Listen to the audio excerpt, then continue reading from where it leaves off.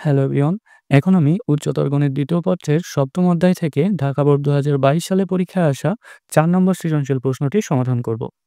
এখানে ক নম্বর প্রশ্নে বলেছে cos inverse x plus cos inverse y equal পাই/2 হলে দেখাও যে x square plus y square equal 1।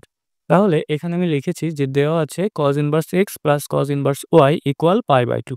তাহলে এখন দেখো এই যে পাই/2 এর পরিবর্তে আমরা লিখতে পারি sin inverse x plus cos inverse x. তাহলে এই বাম সাইডে যেমন আছে ঠিক আমরা তেমন রেখে দিব যে cos inverse x plus cos inverse y equal পাই/2 এর পরিবর্তে আমরা লিখব sin inverse x plus cos inverse x।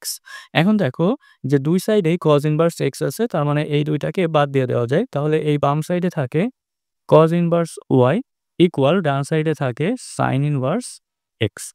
তো এখন আমরা যদি sin ইনভার্সকে cos ইনভার্সে নিতে পারি তাহলে কিন্তু দুই সাইড থেকেই cos ইনভার্স বাদ দিয়ে দেওয়া যায়। তাহলে এখন আমাদের উদ্দেশ্য sin ইনভার্সকে cos ইনভার্সে নেওয়া। এখন দেখো এই যে sin মানে লম্ব বাই অতিভুজ। তাহলে এখানে লম্বের মান x আর অতিভুজের মান 1। তো এখান থেকে ভূমির মান কি হবে? অতিভুজ স্কয়ার মাইনাস লম্ব স্কয়ার, অর্থাৎ √1 - x স্কয়ার। তাহলে এখানে আমরা লিখব যে cos inverse y equal sine ইনভার্সের পরিবর্তে আমরা এখানে লিখব cos ইনভার্স। আর cos মানে কি? cos মানে ভূমি বাই অতিভুজ। তাহলে এখানে হবে cos inverse √1 - x square by 1। তো আমাদের নিচে 1 কে আর লিখব না, এখানে লিখব যে √1 - x স্কয়ার। এখন দুই সাইড থেকেই cos ইনভার্সকে আমরা বাদ দিয়ে দিতে পারি। তাহলে বাম সাইডে থাকে y আর ডান সাইডে থাকে √1 - x স্কয়ার। এখন আমরা যদি উভয় পক্ষকে বর্গ করি তাহলে বাম সাইডে হবে y স্কয়ার আর ডান সাইডে রুট স্কয়ারে কেটে যাবে। এখানে হবে 1 - x স্কয়ার। তাহলে আমরা সাইড নোটে লিখে দিব যে বর্গ করে। তো এখন আমরা যদি x স্কয়ারকে বাম পাশে নিয়ে আসি তাহলে সেক্ষেত্রে কিন্তু আমাদের প্রমাণ হয়ে যাবে। অর্থাৎ এখানে হবে x square plus y square equal 1। তো এটা কিন্তু আমাদেরকে দেখাতে বলেছিল। খ নম্বর প্রশ্নে বলেছে উদ্দীপক ১ হতে দেখাও যে m এর মান cot ইনভার্স 1/2। তাহলে এখানে দেখো উদ্দীপক ১ এ m ইকুয়াল এই রাশিটা দেওয়া আছে। তো আমাদেরকে প্রমাণ করতে হবে যে এই রাশিটা সমাধান করে এটা মান হবে cot ইনভার্স 1/2। তাহলে এখানে আমি লিখেছি যে দেওয়া আছে m equal cot inverse 1/√5 minus half sin inverse 3/5 plus tan inverse 1/3। তো এখানে আমরা এই প্রথম দুইটা রাশিকে যেমন আছে ঠিক তেমন রেখে দেব, অর্থাৎ cos inverse 1/√5 minus half sin inverse 3/5। আর এইখানে যে tan ইনভার্স 1/3 আছে এটাকে আমরা এমনভাবে লিখব যে হাফ ইন্টু 2 tan ইনভার্স 1/3। তো এমনভাবে লেখার উদ্দেশ্য হচ্ছে এখানে আমরা 2 tan ইনভার্স x এর সূত্রটি বসাবো।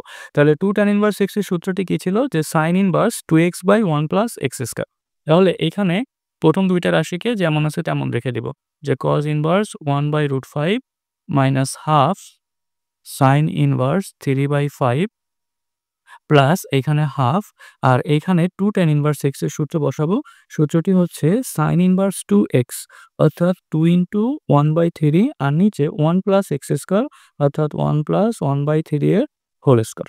সবসময় আমরা প্রথম দুইটা রাশিকে যেমন আছে ঠিক তেমন রেখে দেব। তাহলে 1/√5 minus half sin inverse 3/5 plus এখানে হাফ sin ইনভার্স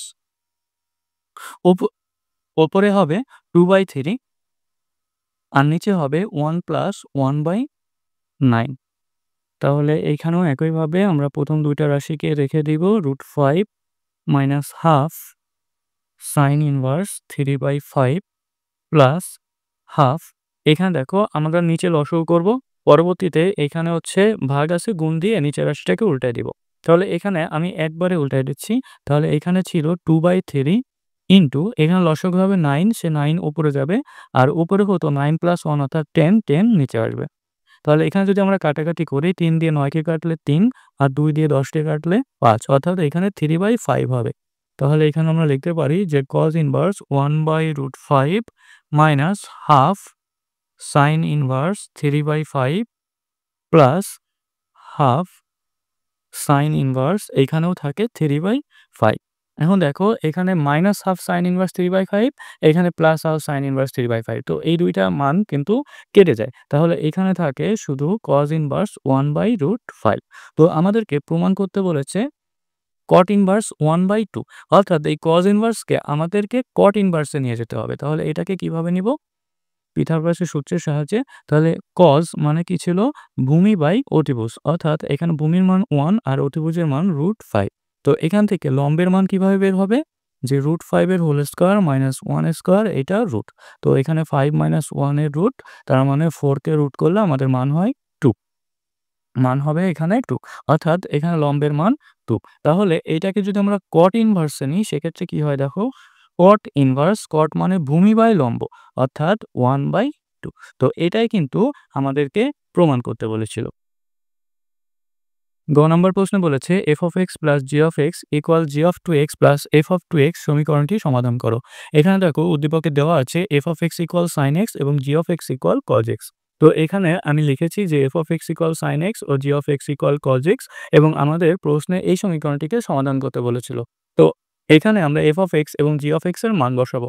f(x) মানে sin x প্লাস g(x) বলতে cos x = g(2x) অর্থাৎ cos 2x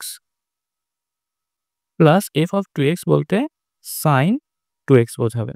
এখন আমরা এই দুইটা রাশিকে বাম সাইডে নিয়ে আসবো। তাহলে এখানে কি হয়? sin x plus cos x minus cos 2x minus sin 2x = 0। তো এখানে আমরা cos x আর cos 2x কে একসাথে লিখব, যে cos x minus cos 2x কে একসাথে লিখব। আর এখানে থাকে কি মাইনাস sin 2x আর হচ্ছে sin x। তো এখান থেকে যদি আমরা মাইনাস কমন নিই তাহলে এটাকে এমনভাবে লেখা যায় যে sin 2x আর এখানে প্লাস sin x ছিল, এটা হয়ে যাবে মাইনাস sin x = 0। তো এখন দেখো এখানে আমরা cos c minus cos d এর সূত্র বসাবো। তো cos c minus cos d এর সূত্রটি কি ছিল? যে 2 sin c plus d/2 into sin d minus c/2। তো এইখানে আমরা 2 into sin c plus d/2 অর্থাৎ x প্লাস 2x/2 অর্থাৎ এখানে হবে sin 3x/2 into sin d minus c/2 অর্থাৎ 2x মাইনাস x/2 অর্থাৎ এখানে হবে যে sin x/2 মাইনাস এখানেও 2 cos c প্লাস d/2 অর্থাৎ 2 into cos 3x/2 into sin c minus d/2 অর্থাৎ এখানে হবে sin x/2 = 0। তো এখান থেকে দেখো আমরা 2 sin x/2 কমন নিতে পারি। তো এখান থেকে যদি আমরা 2 sin x/2 কমন নিই তাহলে এখানে থাকে sin 3x/2 minus cos 3x/2 = 0। তো আমরা জানি যে 2 বা ততোধিক রাশির গুণফল যদি শূন্য হয় তাদেরকে আলাদা শূন্য লেখা যায়।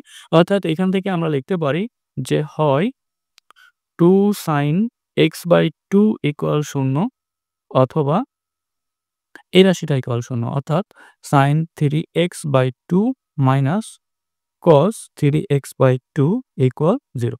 তো এখান থেকে আমরা কি লিখতে পারি যে sin x/2 = 0। তো এখন দেখো যে sin θ যদি 0 হয় তো θ আমরা জানি যে n π। তার মানে এখান থেকে x/2 আমরা লিখতে পারি n π। তো অতএব এখান থেকে x এর মান কি হবে? x এর মান হবে 2n π। তো এখন এখান থেকে আমরা যদি cos 3x/2 কে ডানে পাঠাই তাহলে বাম সাইডে থাকে sin 3x/2 ডানে হবে cos 3x/2। তো এখন আমরা উভয় পক্ষকে cos 3x/2 দিয়ে যদি ভাগ করি তাহলে এখানে দেখো যে sin 3x/2 by cos 3x/2 আর ডান সাইডে হবে 1। তো এখন দেখো যে এই sin বাই cos, তো এটাকে আমরা লিখতে পারি যে tan অর্থাৎ tan 3x/2 = 1। তো 1 মানে কি? 1 মানে হচ্ছে tan π/4 অর্থাৎ tan 45 ডিগ্রি এর মান 1। তাহলে tan θ = tan আলফা হলে আমরা জানি যে θ = nπ প্লাস আলফা অর্থাৎ এখানে 3x/2 আমরা লিখতে পারি nπ প্লাস আলফা বলতে π/4। তো nπ প্লাস π/4। তো এখান থেকে অতএব x আমরা কি লিখতে পারি? এখানে হবে 2/3 ইনটু nπ প্লাস π/4। তাহলে আমাদের নির্ণেয় সমাধান x কি হবে? অতএব নির্ণেয় সমাধান x হবে প্রথম মান হচ্ছে 2nπ আর দ্বিতীয় মান হচ্ছে 2/3 ইনটু nπ প্লাস π/4। তাহলে যখন n এর মান 0 বা অন্য যেকোনো পূর্ণ সংখ্যা।